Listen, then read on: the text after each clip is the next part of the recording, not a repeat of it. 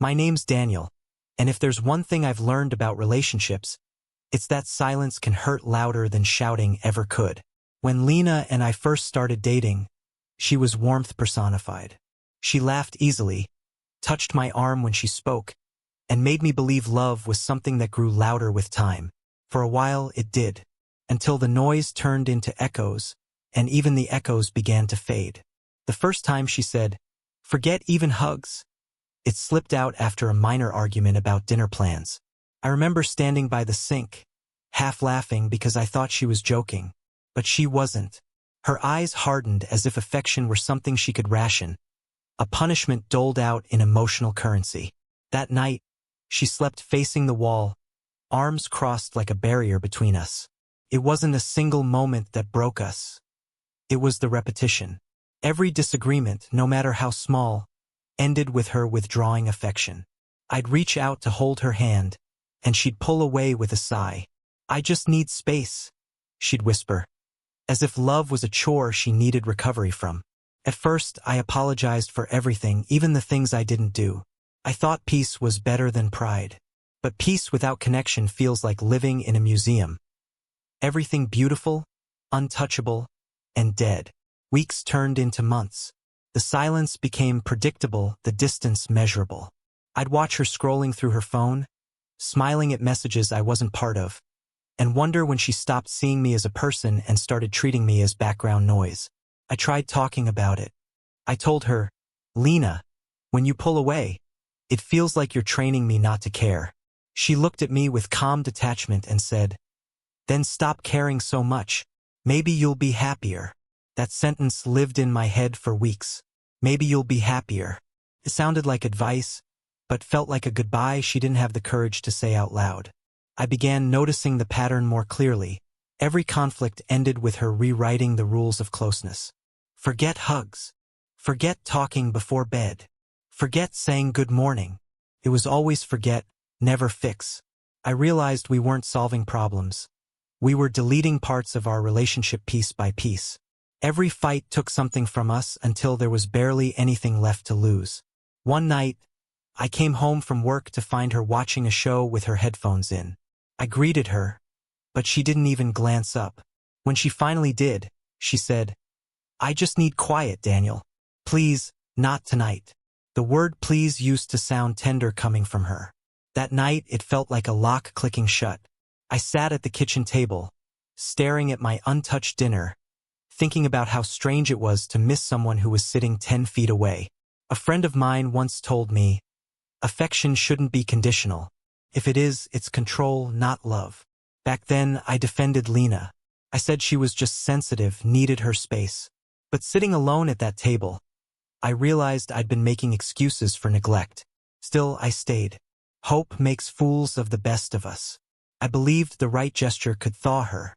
Flowers, apologies, quiet understanding. I tried everything. But you can't negotiate with indifference. The last straw wasn't dramatic. It was Tuesday, late afternoon. We'd argued over something trivial, groceries or scheduling. I can't even remember. Her response was the same cold refrain. "Forget hugs.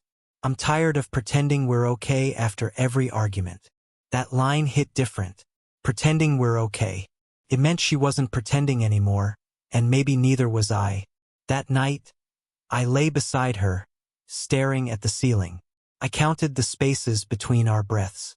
I realized those spaces had become our entire marriage. For the first time in months, I didn't reach for her. I didn't whisper an apology or touch her shoulder. I just let the silence win. And strangely, it didn't feel like losing. It felt like the truth finally showing its face. The next morning, Lena moved around the kitchen like nothing had happened.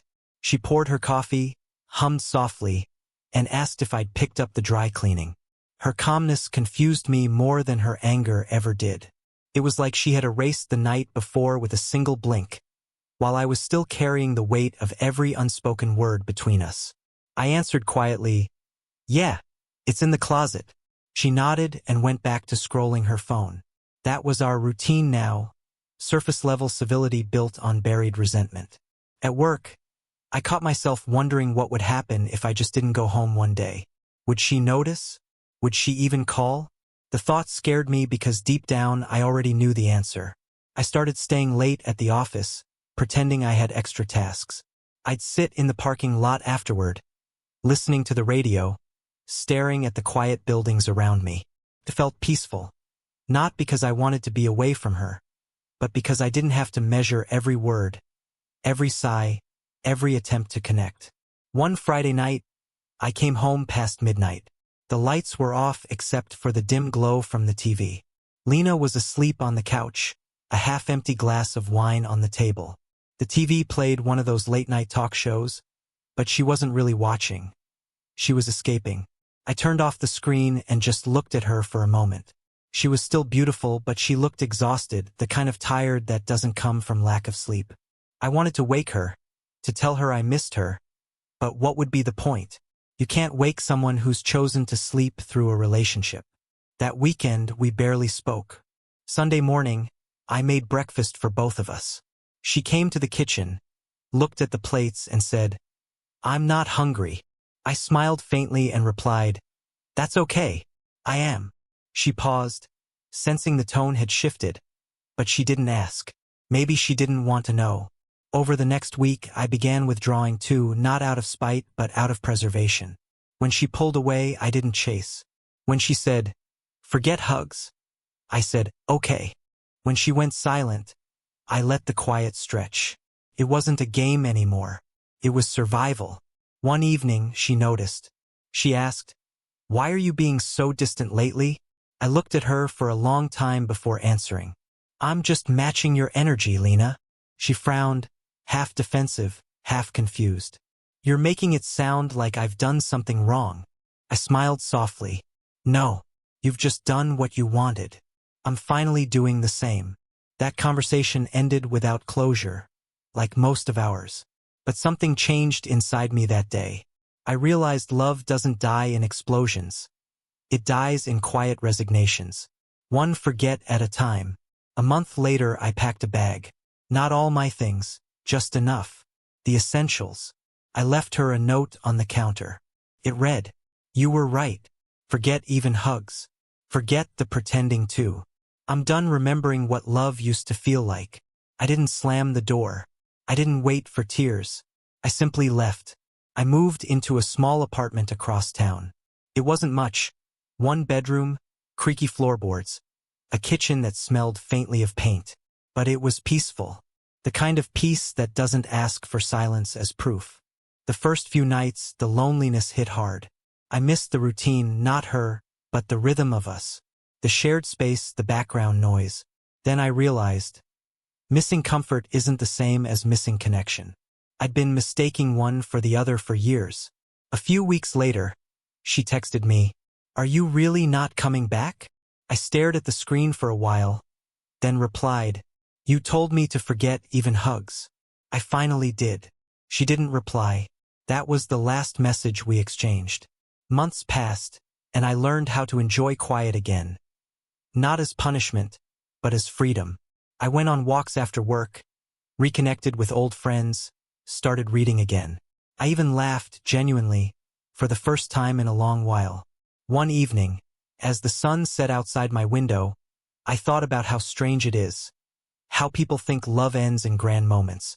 But most of the time, it ends with someone saying, "Forget even hugs," and meaning it. And in that forgetting, you start remembering who you were before you begged for affection that should have been freely given. I don't hate her. I don't wish her pain. I just hope one day she understands what she traded silence for. Because sometimes, the loudest thing a man can say is nothing at all.